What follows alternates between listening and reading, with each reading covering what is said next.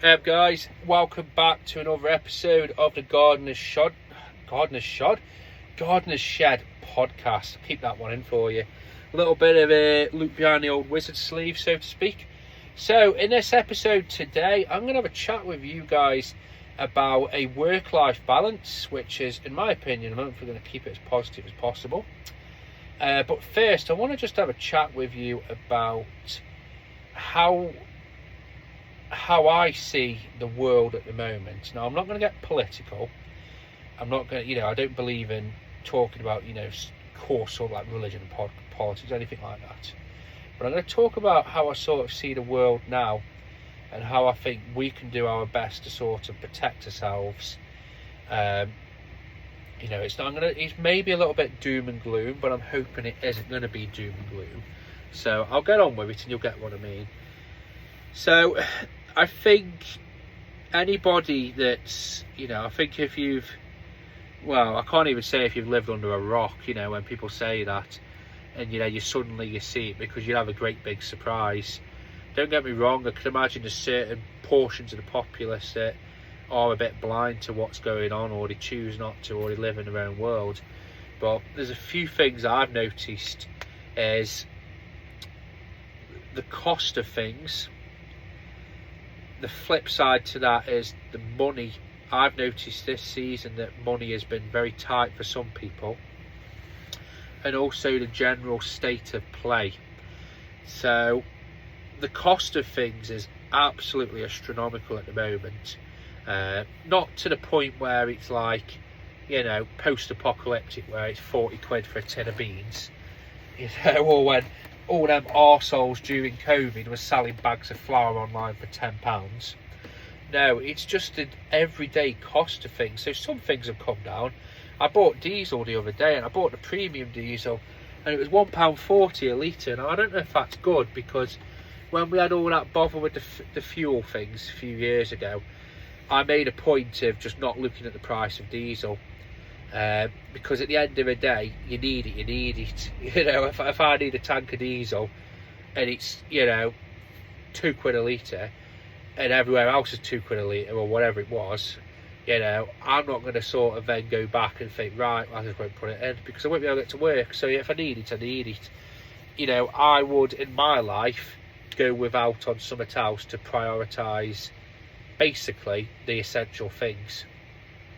But it's just stuff like food, utilities, tools, it's genuinely everything has had an increase in price.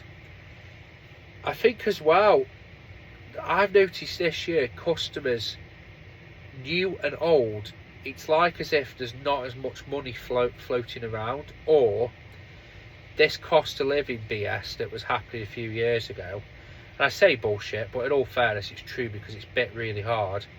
But it's like as if it's caught up with him. And I think a lot of people have weathered the storm, so to speak. As in, they've gone without to a certain extent, and now, because of how much things are, they've basically, they've cut the cloth as much as they can, and now it's affecting us or me. I've noticed with customers.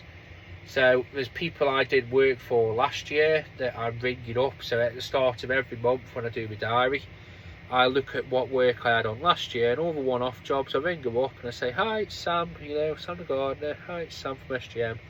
I'm just ringing up to get you booked in for the hedge again, or the power washing, or the garden tidy. Are you interested, or do you need it cutting, blah, blah, blah.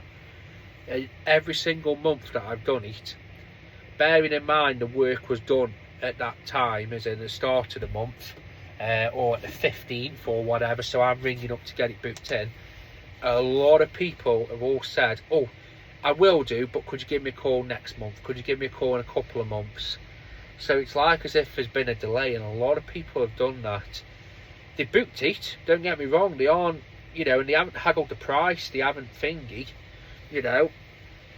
Same as at the start of the season, same as all throughout the season, people have moved work, cancelled work, postponed work.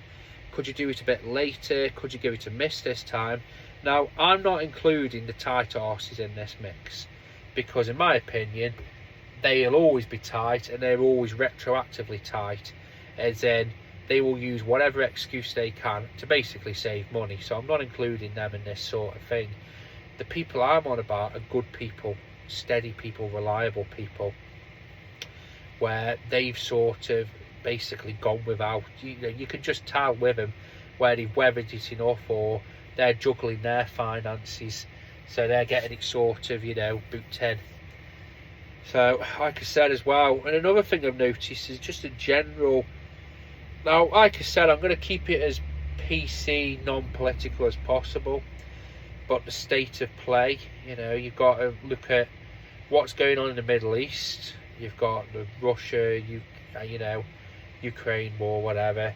I'm not going to get on my opinions on it. I'll be honest with you, I don't have one. I'm the worst person in the sense that I'm trying to take more awareness of it now, because ultimately what's going on now is going to be general knowledge in 10 years' time. But at the same time, I don't want to give my opinion on who's right, who's wrong, or even if they are right or wrong. It's not up to me. But, I remember when the Ukraine war kicked off or something, to the Russia war, the price of weed killer shot up.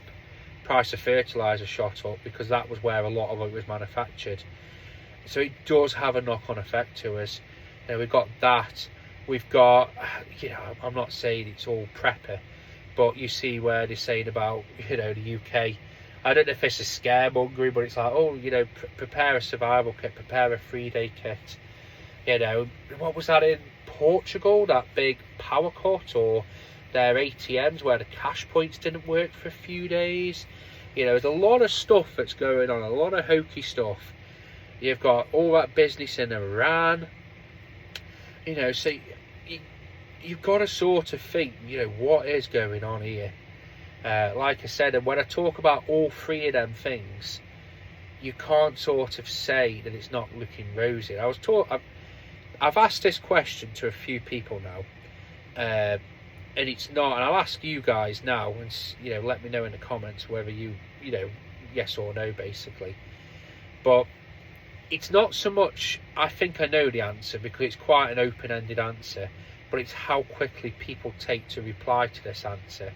And the question I've asked him is, do you think within your lifetime, now I've asked young people, old people, so, a really big demographic of people, basically I've asked him, do you think within your lifetime there's going to be a massive shit hits the fan situation?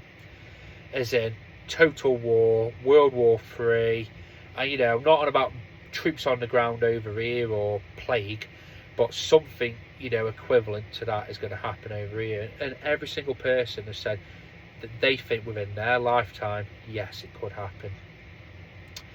But let me know. But like I said, I believe in preparing for it, but not letting it dominate your life, because it may or may not happen.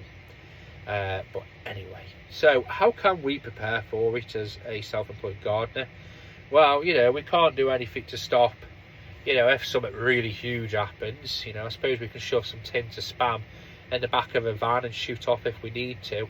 But one of the things I've done this season, or I've changed sort of thing, is savings. It sounds stupid, but having a robust sort of, and as well, I have to be very careful, because it could sound insulting to say this. I was listening somewhere, there's two sort of stats I want to throw at you. I heard it was a few months ago, where they were saying that the average British household savings is £400, and to be classed as middle class, I've looked online, according to Google AI, it is between £40,000 to £75,000 you've got to earn to be classed as middle class. Now, I'm guessing would that be in our case gross or profit? I think in our case it would be profit, and everybody else's it would be after tax, maybe, or before tax, I don't know. But basically, I'm not even classed as middle class according to that. There's one stat where I read further down that it's a little bit lower, so technically I would, but at the same sort of time, it really does make you think. And as well, with how people, like I said, the average savings is £400. I've often wondered, was that the same 30 years ago? Were people back then having a little bit more savings? So obviously £400 back then would be worth a lot more, but you know, did people have more savings back then? I don't know. I know when we were growing up, money was very tight for us, so my parents probably had the equivalent of savings of probably £400, so maybe. But the point I'm mentioning here is it really does highlight just how quickly people can go from up in the air happy to in the shit. I see so much hate for people with like getting food bank aid. One of my customers, she actually volunteers at the food bank, and she is, in all honesty, one of the most judgmental, horrible, bigoted women that I have ever met. And she's always, oh, they just live without the means, they're just scummy, you have to wonder, like all horrible comments like, oh yeah, you know, we have to wash after they go in and spray, you know, vile comments.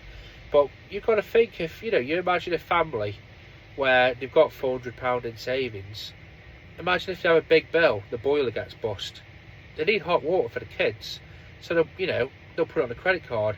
What happens if one of them loses a job? You know, we're in a situation now where I'm sure it's sad, the majority of people are in what they call a gig economy, where they're on a 0-hour contract or they're on a not a fixed contract, and they're in a job base where they're sort of bobbing from job to job. And as such, you know, you imagine if you lose that and they can't get a job quickly enough, and they've got all their outgoings. So I've not got first experience of this, but when I was off poorly, I claimed ESA and it was like £56 a week. So you imagine if you've got family, that won't even pay, that'll pay a bill, but it won't pay a mortgage. So if you can, tuck some away. You know, I think no matter what will happen, I think have a way of having some savings at the very least. You know, I'm not saying tuck money under the mattress and then away from the tax man. I think whenever people say tucking money away, it's always with nefarious meanings. But if you're able to put some money away, have some savings. You know, now should be the time for saving for winter. I've had to change my sort of plans, where traditionally for me, I always use September, October, November to pay for my winter. I'm actually, with having that big tax bill and also how things are looking, you know, and I don't believe in retroactively reacting or, you know, oh shit, we're going to get invaded, I'll change my plans, or oh, cost of living 2.0, I'll change my plans. But I don't want to be caught with my trousers down. So for me, I'm changing how I'm doing with my money this time. And next couple of months is all about getting the tax bill, the back broken of it basically, get as much of that put away as I can, and then after that it's straight into winter saving, because last winter I ran out of winter money. So I think by New Year I'd run out of winter money and I had to tuck into my savings. So I want to sort of, I don't want that to happen again. And also, it sounds super morbid, but you know, like for me, sciatica knocked me off my feet for, you know, 3 days with the right care. But what happens if it comes on, it's a week, 2 weeks? You know, when I was going through all that pain, and I said this in the Howl week, you know, I was envisaging my bowel would burst, and that was 2 months off. You know, and that really would have knackered me up. Don't get me wrong, I've got some savings, I've got some ability to, you know, pay that tax bill off. I've got a little bit tucked away to get me back to where I'm working. But when I'm back to working, I would be literally back to feeding myself. And then when I would be back to working, the winter months are coming, you know, Game of Thrones style, winter's coming. So my advice to you is to, no matter what position you're in, try and get some form of savings. You know, we are lucky in the sense that we've got assets that we can sell, you know, mowers, tools, trimmers, but they're your livelihood, they're your tools. It's not like we've got anything else we can dispose of and then go our way. So like I said, guys, and I'll finish this conversation on one parting statement that I always use which is money can't buy happiness, but it can buy a more pleasant form of misery. So that's 15 minutes of me talking on my soapbox. Let me know. Like I said, I always try and be very careful with talking about world news, politics. Well, it's not politics, but you get what I mean. And even money, to be fair, because I'm not saying this to be showy-offy, but my situation is a lot different. I've got no dependents. It's just me and the missus. You know, I've got a plan B, so, you know, I'll be living in a camper van soon, so I've got a cheap way to sustain a life. You know, I've got the fallback that if I had to, you know, kip on the missus's couch, I've got that. You know, I've got my parents if I have to. But, you know, there's people out there that have got mortgages, got kids, got big bills. And you know what? It doesn't terrify me, but this is why I have a lot of respect for other gardeners that I see and other people with the torch that they're carrying, basically. And this is one of the reasons why I get so wound up. And I'll be honest with you, it's one of the reasons that I do the channel, is to maybe help people to keep it going. Because you imagine, you know, and I can't begin to imagine where, you know, so with me having that time off, imagine that times you've got a mortgage to pay, you've got 2 kids to feed, you've got a kid to feed, you've got a house to pay for, rent to pay for. It would be, so like I said, I'm going to finish that up now. So what I want to talk about in this last little bit is the work-life balance. So, you know, change it up a bit, go from that doom and gloom to hopefully a little bit more positive. So where am I? Actually, at this current moment in time, I am in one of my favouriteest places on earth, which is Castleton. I absolutely love going to Castleton. One of the things that I've discovered today is the bus. I haven't been on a bus in about 20 years. No, not 20 years, 15 years I'd say. And I discovered that the bus goes from Castleton straight to Chatsworth. So what I do, what I'm trying to do, should I say, is at the end of every single month, I'm trying to leave a few days to myself. Typically it's the last Thursday and Friday. And what I am doing is I'm saying to myself, right, don't book any work in, and then that way you've either got the emergency days, as a, you know, we get a massive rainstorm, whatever, bad weather, you can use that to catch up. That's the emergency. Or what I want it for is time for myself, where I can get out. You know, it's just me that's gone out. You know, me and the missus going away in a couple of weeks. But I just wanted to get out, spend a couple of days to myself. Been up to the Peak District, so Castleton. I went for a mooch around up to Peveril Castle. So if ever you've been to Castleton, obviously it's its namesake, but there's a castle on a hill. And it's a great big, you know, for me, and again, I try not to talk about too much, but like I said, with this podcast, I do want to go a bit behind the scenes. I've been trying the best I can to lose weight for the last 4 months. Well, since the start of the year. So January the 31st, I said to myself, right, you know, I think, I'll say this, I'll never ever mix my words. To me, a spade's a spade. I've done the typical fat person thing, which is, diet, January 31st. And obviously I fell off. I think it was halfway through January where I really, you know, put the finger up and got into it. And I've tried to be, you know, to stick to it as best as I can. So I'm 4 stone down now, and I'll be honest with you, I'm feeling a lot better. This weekend I got a couple of reminders of that. I went so in Castleton there is a hiking shop, like a little hiking camping shop, and the woman in there is really, really nice. And I've been, every time I go, I always go in there and have a little mooch around. And every time I've gone in there, I've always said to her, Luke, what have you got that'll fit me? So I'm 3-4 XL. You know, and what I'm thinking of doing is probably, because by the end of the year, I'm going to do a video talking about weight loss. And hopefully it will help us, because I know I've referred to it as fat, but spade is spade. It's the easiest way to describe somebody by their physical attributes. If somebody's, you know, I would want somebody, if they're picking me out of a crowd in an emergency, the easiest way to describe me is a fat bloke with a beard. And it's fact. but obviously you've got to show some tact. So like I said, it's 4 stone down now. I'm trying to lose, if I can, a pound and a half a week for a sustainable weight loss. So hopefully by the end of the season, the end of the year, pre-op, I should be in a much better place, and I do feel a lot better. So I had 2 sort of things today that made me sort of very happy. First one, I went to this clothing camping shop, and typically I've always struggled to find clothes, basically. Well, not struggled, but you know, it's a tiny shop in the middle of nowhere, basically. So this time round, she actually said to me, she says, "Oh God, you look like you've lost a load of weight." I says, yeah, I don't like broadcasting it, but she says, "Oh, you might get into a 2XL now. We've got a lot of 2XL stuff." And she fished out a weird fish jacket. I like their clothing.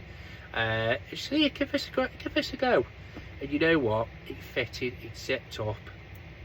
And you know what? I was happy. I really was. Because it's always been a struggle. You always get the colours you don't want, or they don't quite fit, or they're a bit too tight. So, like I said, really, really happy. And as well, she gave me a discount. So, you know, she said, "Yeah, I'll do it for this price." And she gave me a free fridge magnet, so I can't complain. And the next one was it's Peveril Castle, and it's up on a great big hill. And every time I've been, I've always made excuses to not go up there, basically. This time round, I said to myself, you know what?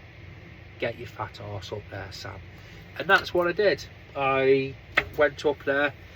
Okay, I had to sort of stop halfway and, you know, hold my ear in you and have a little bit of a breath and sit on a bench and, you know, pretend not to be dying. You know, but you know what? I made it up there, and I was very happy with that. I really was. So, like I said, I'm not going to talk too much because I don't want to go down that route. It's all about me. Well, sort of is, but you get what I mean. So, for me, over the years, achieving this work-life balance has been incredibly hard, because when you first start out, you are basically time-rich, cash-poor. Now, in reality, if you're thinking about having as much time off as possible, it's probably when you first start, really. But I don't know. I'll have to get me old. I'll have to try and work it out. But for me, I've always felt like I've been busy from the get-go. Now, obviously, I haven't, because when I look at the earnings, but then again, I wasn't charging enough when I first started. I was charging hourly, and, you know, £15 an hour. And I can't even say I was busy because of that. I think a lot of it was down to poor route planning, and I don't know, like I said. But I've always felt like I've been busy and not had much time for myself. And I've always been, in air quotes, working, busy, you know, you name it. So, I think it's been 2 or 3 years. I think this is my 5th season, and it's only really been the last year and this year where I started to have time off for myself. And it's only really been this year, if I'm being honest with you. So, the previous years, I did a rough, I'm sure for me, there was 1 year, because I remember saying to myself, I think I went about 6 months. So pretty much from the start of the season to probably towards the end, where I didn't have a full day off. Now obviously if it rained halfway through, I'd have half a day off. You know, or if I had a cancelled job, I'd finish an hour early or a few hours early. But it's been very rare, and as well, I suffer from what I always call sort of self-employed-osis, which is when you're self-employed, you've got to feel productive. You've got to have that sense of productivity. So there were so many times where I was basically, I'd have the afternoon off because I've got a cancelled job. Now anybody else would just go home and have a, you know, go home, see the friends, have a drink, whatever. Don't get me wrong, I did do that to an extent, but it was always preceded by doing stuff to feel productive. You know, whether it was dropping rubbish off to the tip. I remember the amount of times where I emptied the trailer when it was pissing down with rain. It's not funny how many times I used to do that. It really isn't funny. But like I said, I went many weeks, months without having proper time off. This year has been the first time where I've had time off.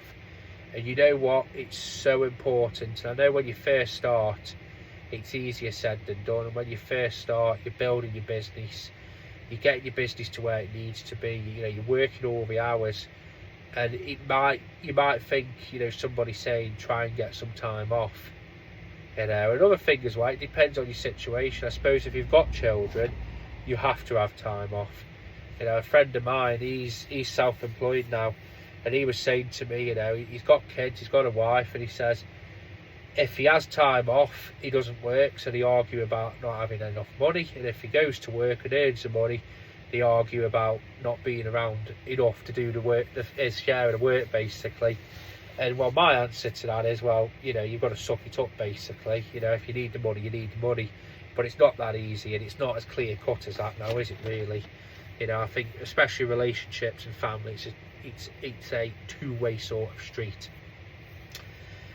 But having time off is so important. Like I said, for me, it's taken me ages, literally years, to get to the point where I feel comfortable having time off. So much so that actually I'm going away in a couple of weeks. I'm actually having Wednesday off, Thursday off, Friday off, Saturday off, and then I'm coming back to Sunday. And that is the first time I have ever done that in the season.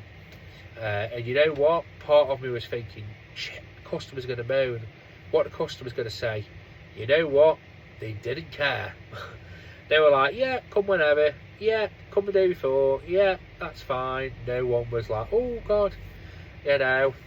Another thing, I've always had this worry about it, where a lot of it is down to working for bad customers. But when I was off poorly, I did some people 4 or 5 days late, so I should have gone to them on the Monday. I ended up doing them on the Friday, or even the Saturday. And I was always thinking, well, I'll see you a week on the Monday, so it's only going to be like 7 days to the next visit. And I had this in the past where we've all had this, where we've had customers where it's like, I can't come to you on a Monday, I'll come to you Friday, and they expect you to be there 2 weeks that Friday to maintain that 2 weeks gap, because heaven help it, they pay any, but they aren't paying any more technically, they're paying what they should be paying. And you know what, nobody batted an eye, nobody said, oh, you only come to me last week, Sam, you only come to me not this Monday, you should be 2 weeks. So I think a lot of us, well, I can't say us, but I think I put things in my head as blocks or challenges or impossibilities, when in reality it isn't that case.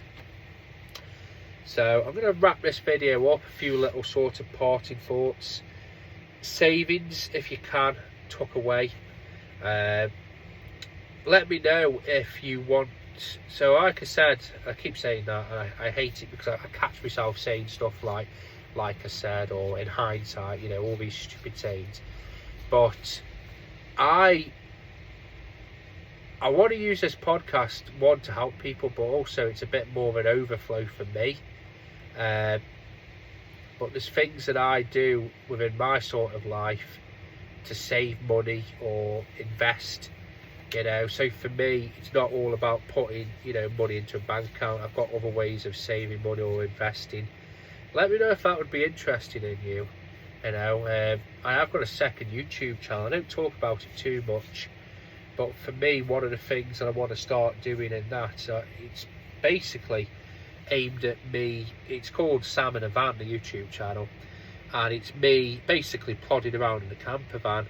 But one of the things that I like is I like the outdoors. I like, you know, I'm not into survival and doomsday prepping, you know, but I have got a prepper mentality, as in the sense that for me, I would always have shopping plus a little bit extra, or, you know, shopping. I'm not on about, you know, people where you got like 2,000 toilet rolls, but for me, I'll always have a little bit more than I need, because, you know, what happens if you can't get to the shop? What happens if the shop doesn't have what you want? What, you know, and it's all if, buts, maybes, but that's how I've always been. So I want to start incorporating that into that other YouTube channel. And like I said, I'll never mention it on the main channel, because I don't want to sort of detract from that. I don't want to turn it into, you know, all about Sam channel. The idea is that it helps the everyday gardener. You know, but like I said, I do a little, I keep saying that, like I said, but as I said, you know, I want to do a little bit of prepping, you know, a little survival sort of stuff, you know, outdoorsy sort of stuff. And the sad thing is, I was talking to customers again, and the amount of like people, OAPs that I work for, where they've got, they call it their rations, their iron rations, the emergencies, their stockpile, their kitty, you know, and that's 5 different names I've given you for it. Basically, they aren't prepping, as in they aren't going out and shoving 30 pallets of beans under the bed and 2 million bog rolls in the loft. And I think a lot of it with OAPs is down to COVID, where they were the people that they didn't panic buy, they just bought what they needed to, and then they were the ones that were affected in reality because they didn't panic buy, they didn't stockpile. So when they went for tins of beans and pasta, there wasn't any. And I'll never forget, during COVID, there was a little old lady, and she was saying, I just fancied pasta for me tea. And there was no pasta at all. There was all sorts of pasta sauces, but there was no pasta. And she went to it, she was like, I can see the pasta sauce, but there was no pasta. I thought, oh my God, love. But a lot of my customers, as I said, there's 5 spring 10 to my mind straight away, where they've got this emergency, they've got this pantry, where they put somewhere in their room, in their house, so in the garage, in the bedroom, in a wardrobe, you know, wherever, they've got this iron ration kitty emergency store of tinned goods, long life milk, you know. So even that, even in the OAP community, there's a prepper mentality. And like I said, I don't want to turn it into a prepper doomsday thing, but it does make you think. And it's like the last time when we had that fuel shortage thing, you know, and I in all fairness, I probably could have contributed to it. But when we had that fuel strike thing, or whatever it was a few years ago, there was queues for petrol, queues for diesel, you know, all this sort of stuff, rationing. And the first thing I did is I went out and bought 2 20-litre jerry cans, and I haven't used any of them, to be fair, but I had it in my mind that if I needed to, I would have gone to one petrol station and filled up a 20-litre can. I'd have gone to another petrol station and filled up my van. I would have gone to another petrol station and filled up the other can. Now, that's not to go and sell that 20-litre can at a high inflated price to be one of them people, but that's to keep the business going. That's to keep the lights on. Because during that time, the amount of people that were saying that they were getting shit online, where they were topping their ride on mower up, and the, you know, and people were like, you're stockpiling, you're stealing fuel, you know, what about us? We've got to get to an office, we've got to get to our job. You know, it's like my neighbour and the people up the road, they were still driving their cars when they could have walked to work. I know where they work, you know, one works in a pub, you know. But anyway, I'm getting on my soapbox here. But basically what I'm saying is I think sometimes you've got to do what it takes to keep yourself going first and your business going first. I'm not saying turn it into a fuck everybody mentality, but you've got to look after yourself. You've got to look after your business, your future. My view on charity, and this knits in quite nicely with this conversation, is I will only give to charity when I've helped the people around me first. I will, you know, I see people where they set up direct debits and Dogs Trust and all this and whatever. But for me, I believe in helping other people around me first. You know, there's that saying, charity begins at home. You know, I'd rather help somebody around me first. You know, I'd rather, if there's a gardener, you know, and he's fucking, you know, if he's had all his tools nicked, you know, I'd chip in 20 quid before I'd give 20 quid to, you know, a big nameless charity. You know, if there's a GoFundMe for someone who's broke his leg gardening, I'd rather chip in for that, you know, than some, you know, some big mindless charity. Same as if there's a family member, a friend, you know. For me, charity very much does begin at home and those around you. And like I said, you've got to help yourself first. And maybe this is why we're all becoming horrible, because that's people's mentality. But for me, mine's a bit more better than that, as in, you know, you got to help the people around you, you know, before you help nameless others. It's the same with customers. Prioritise helping the customers and being nice. Not being nice, you should be nice to everybody, but for me, I will always do a good turn, a favour. It's like one of my customers, she's got heart issues at the moment, so she can't get out of the house. Every time I ring her up, I always say to her, do you need anything bringing up? Do you need anything picking up? You know, one of my other customers, when she broke her arm, I always asked her, do you need anything? And you know what? Very rare. I think once she asked me for cat food, and then this customer who broke her arm, she asked me for a can of fly spray. And you know what? I says, because she said about the money, I says, Luke, don't worry, because she was like going for a piggy bank. I says, Luke, I don't need it. I says, just if you want to give it me back at some point, give it me back. I says, because she hadn't been able to get out and get the cash point, she was counting it out in like coppers and 20p. I says, Luke, I says, you know, if you're feeling that guilty about it, when you're back on your feet, buy me a chocolate bar. And like I said, help the people around you, because they're the ones that are going to help you. It's an ever-giving system, basically.